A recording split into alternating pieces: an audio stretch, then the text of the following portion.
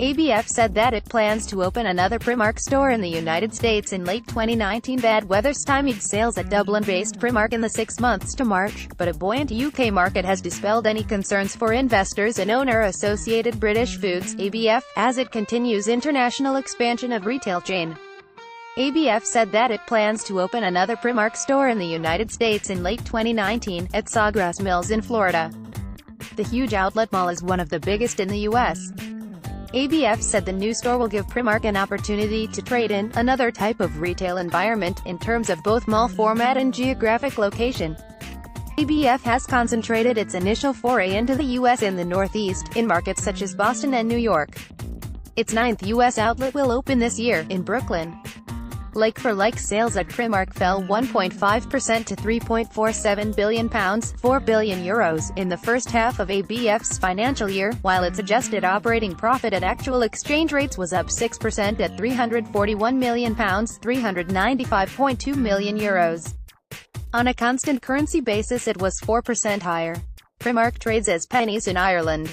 Sales were held back by unseasonably warm weather in October, with a significant decline in the like-for-like measure in that month, said ABF.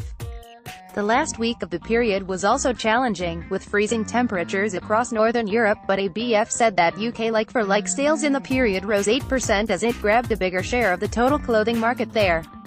In the 15 weeks to February 24, Primark also delivered like-for-like growth of 1% across its network. ABF also expects Primark's profitability to accelerate in the current half of its financial year due to margin improvements.